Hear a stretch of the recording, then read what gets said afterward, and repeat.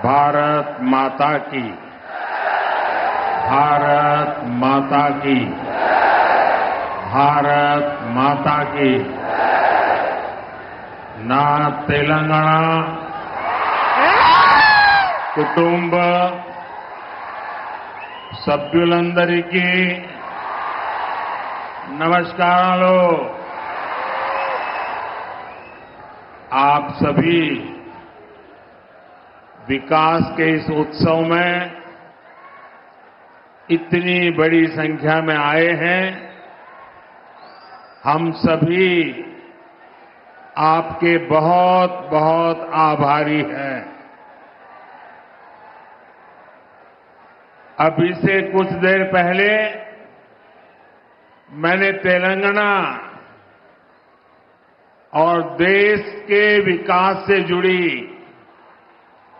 हजारों करोड़ रुपए की विकास परियोजनाओं का लोकार्पण और शिलान्यास किया है।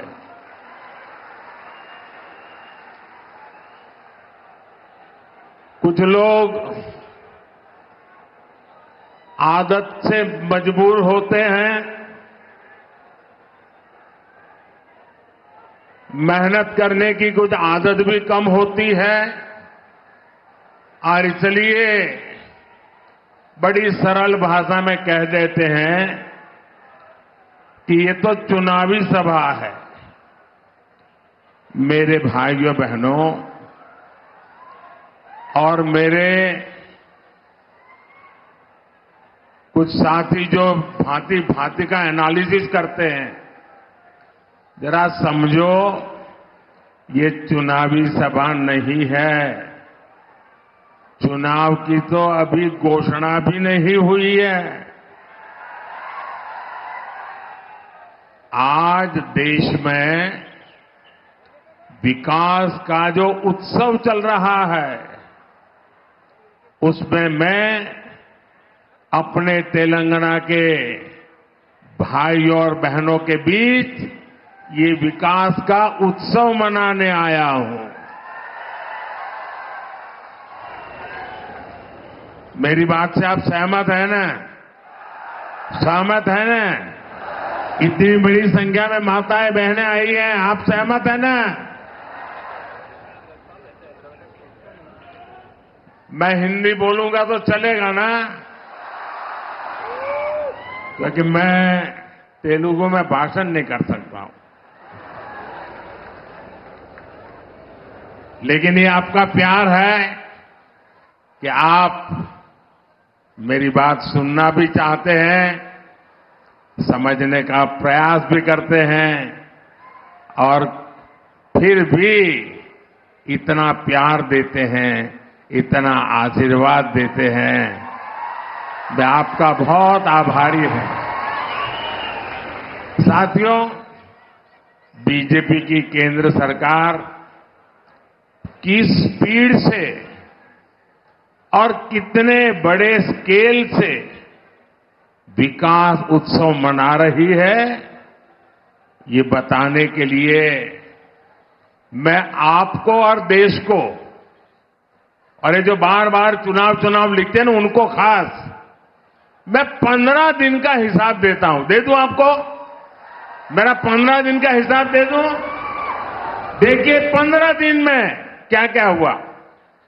15 दिन में 2 IIT, 1 IIIT DM, 3 IIM और 1 Indian institute of skills IIS, इसके कैंपस का लोकार्पण हुआ। 15 दिन में देश के अलग अलग राज्यों में 5 एम्स का लोकार्पण हुआ। 15 दिन में किसानों के लिए दुनिया की सबसे बड़ी स्टोरेज स्कीम शुरू हुई। 15 दिन में 18,000 कोऑपरेटिव्स के कंप्यूटराइजेशन के काम पर पूरा होने का लोकार्पण हुआ। 15 दिन में सिंदरी में देश के बड़े खाद कारखाने का लोकार्पण हुआ। 15 दिन में भारत के सबसे लंबे केबल आधारित ब्रिज का लोकार्पण हुआ है। 15 दिन में रेलवे से जुड़ी 2000 से अधिक परियोजनाओं का शिलान्यास और लोकार्पण हुआ।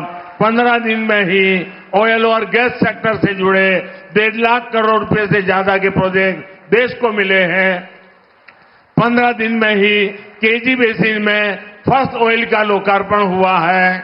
वहां से निकले कच्चे तेल के पहले टैंकर को हरी झंडी दिखाई है। 15 दिन में ग्लोबल टेक्सटाइल इवेंट का उद्घाटन हुआ है। 15 दिन के ये काम आत्मनिर्भर भारत से विकसित भारत के निर्माण को और सशक्त कर रहे हैं। अब बताइए, ये विकास का उत्सव है कि नहीं है? ये लोगों के कल्याण का उत्सव है कि नहीं है? ये लोगों की भलाई का उत्सव है कि नहीं है? अरे चुनाव तो जब आएगा तब देखा जाएगा। मुझे तो देश को आगे बढ़ाना है। मैं सही बोल रहा हूं ना?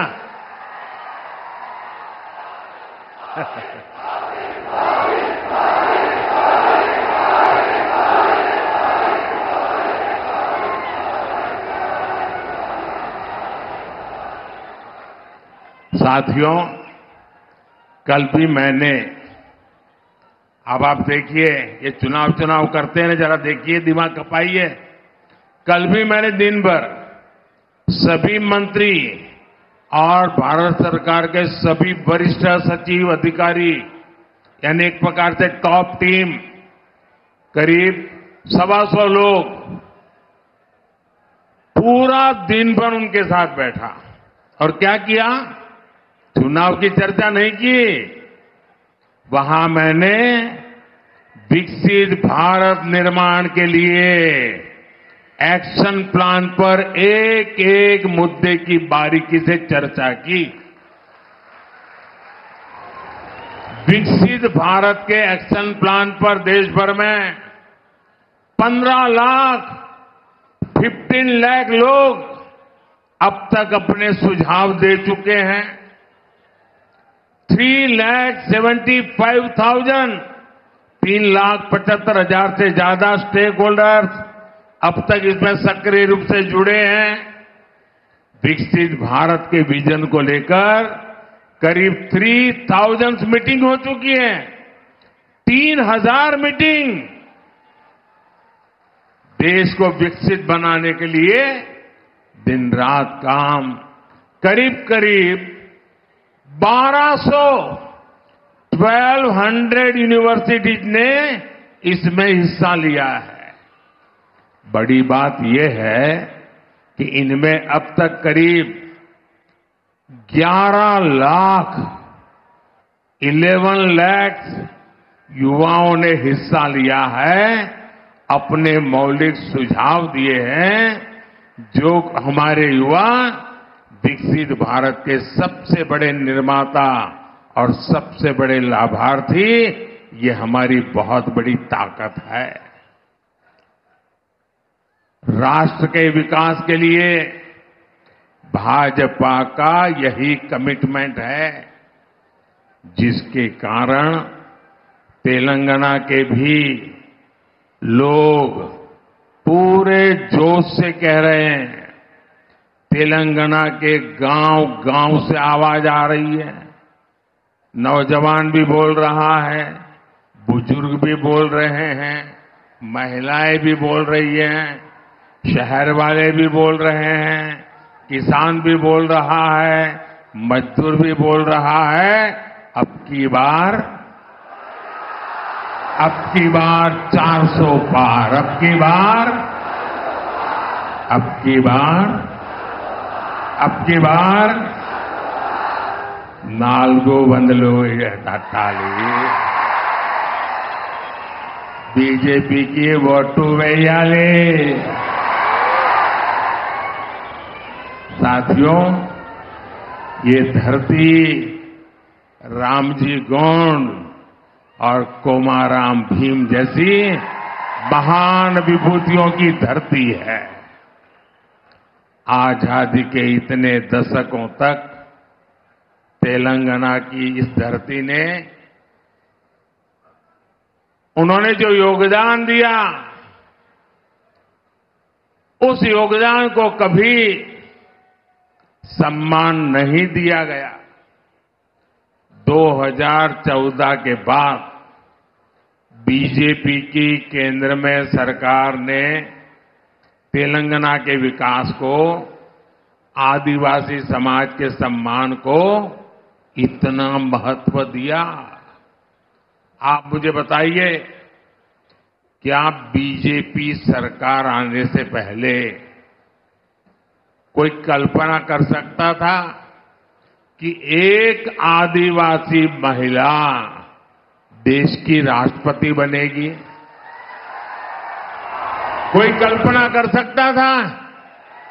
पहले कभी लगता था कि ऐसा हो सकता है?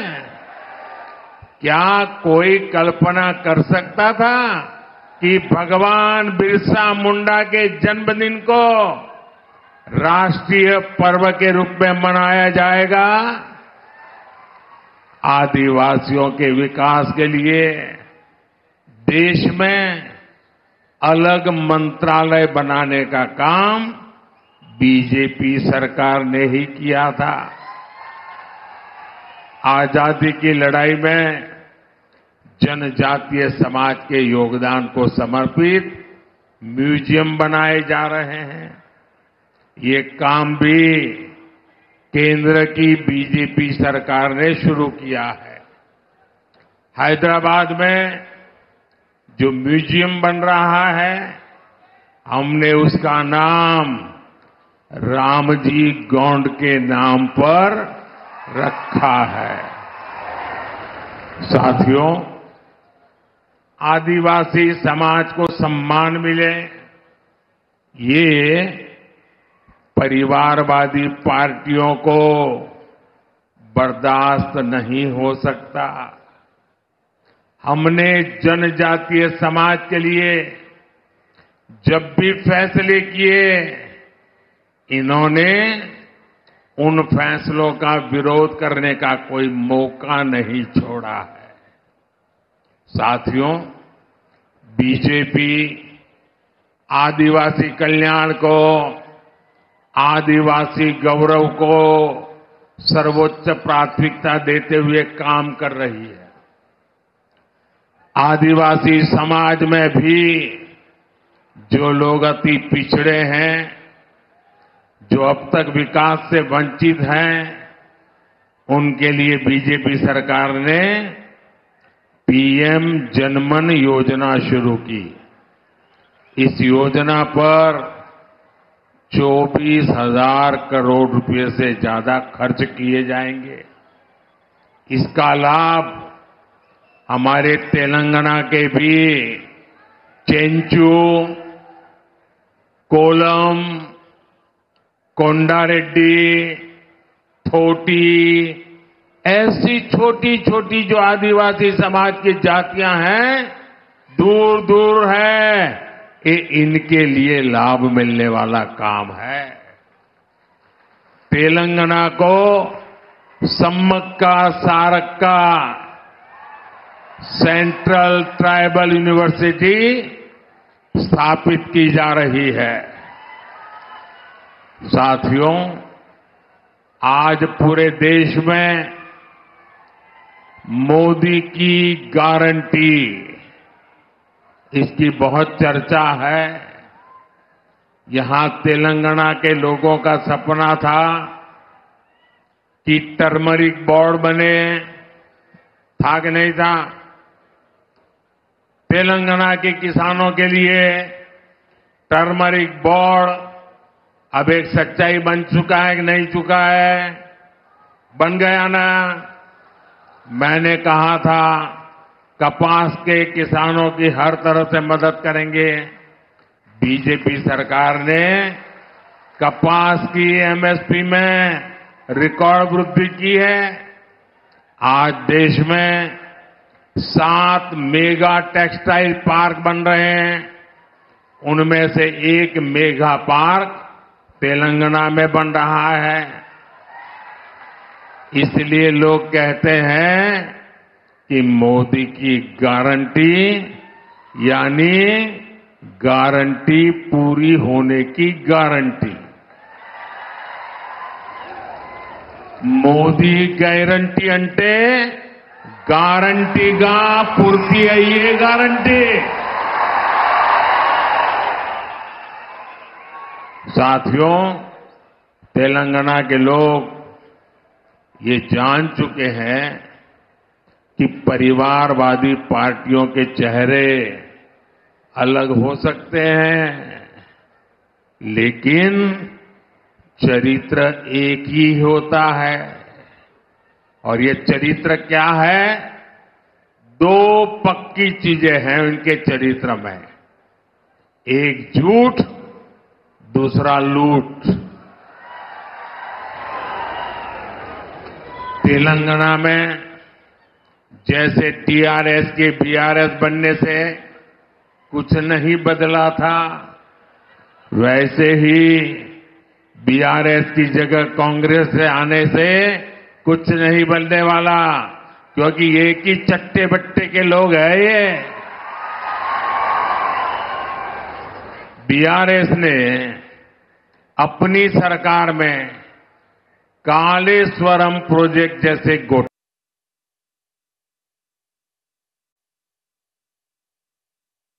किए। कांग्रेस की सरकार उस पर कार्रवाई करने के बजाय फाइलों को दबाकर बैठ गई। तुम भी भले हम भी भले, तुमने खाया मैं खाऊंगा, यही करते हैं। साथियों, भ्रष्टाचार, परिवारवाद और तुष्टीकरण में आकंठ डूबे इंडी गठबंधन के नेता बौखलाते जा रहे हैं। अब इन्होंने 2024 के चुनाव का अपना असली घोषणा पत्र निकाला है। मैं इनके परिवारवाद पर सवाल उठाता हूं तो इन लोगों ने बोलना शुरू कर दिया है कि मोदी का कोई परिवार नहीं है। अब तो कल ये कह देंगे कि तुम कभी जेल में तुझे सजा नहीं हुई इसलिए तुम राजनीति में नहीं आ सकते, ये भी कह देंगे। तेलंगाना के मेरे भाइयों बहनों, मेरा जीवन खुली किताब जैसा है।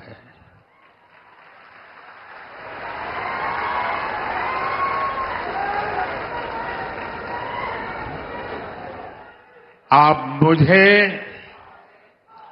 देशवासी भली भांति जानते हैं, समझते हैं।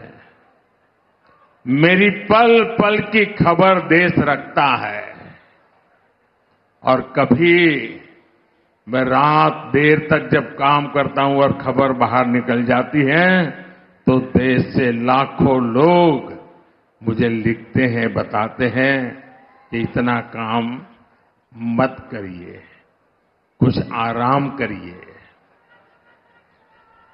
ये प्यार भाइयों बहनों, एक सपना लेकर के बचपन में घर छोड़ा था और जब मैंने अपना घर छोड़ा एक सपना लेकर के चला था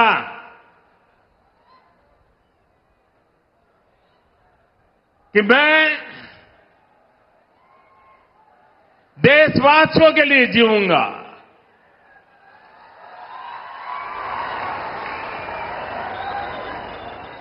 मेरा पल पल सिर्फ और सिर्फ आपके लिए होंगे। मेरा कोई निजी सपना नहीं होगा, आपके सपने, यही मेरा संकल्प होगा। और जिंदगी खपा दूंगा तो आपके सपनों को पूरा करने के लिए, आपके बच्चों के भविष्य को उज्जवल बनाने के लिए। और इसलिए देश के कोटि कोटि लोग मुझे अपना मानते हैं। अपने परिवार के सदस्य की तरह मुझे प्यार करते हैं। और इसलिए मैं कहता हूं 140 करोड़ देशवासी यही मेरा परिवार है। ये नौजवान यही मेरा परिवार है। आज देश की करोड़ों बेटियां, माताएं, बहनें यही मोदी का परिवार है। आज देश का हर गरीब ये मेरे परिवार है। आज देश के कोटि कोटि बच्चे, बुजुर्ग ये मोदी का परिवार है। जिसका कोई नहीं है वो भी मोदी के हैं और मोदी उनका है। मेरा भारत, मेरा परिवार,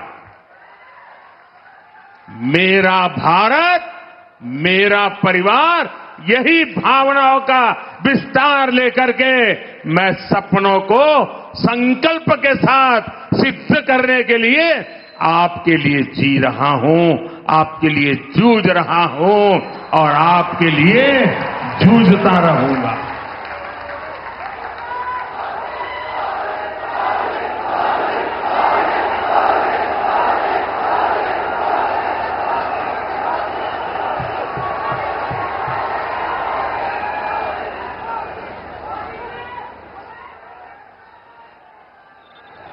इसलिए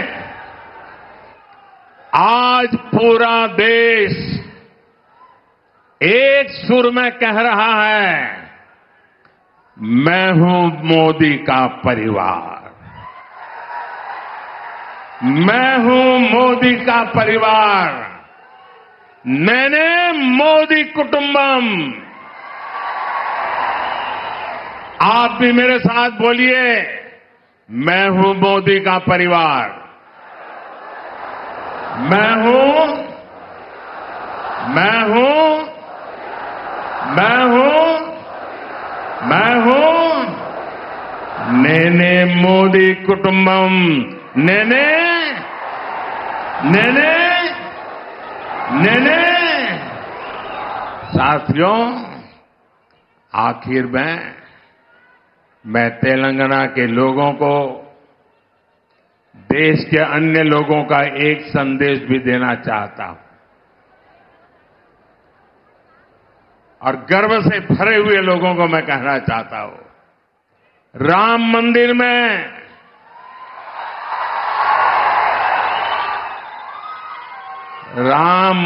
में सोने के दरवाजे हो या फिर मंदिर के स्तंभ, उनके निर्माण में तेलंगाना की भूमिका रही है।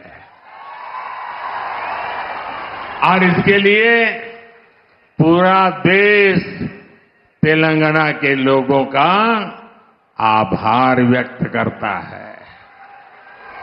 रामलला का आशीर्वाद पूरे तेलंगाना के लोगों पर है। हम विकसित भारत, विकसित तेलंगाना का लक्ष्य जरूर हासिल करेंगे। भाइयों बहनों,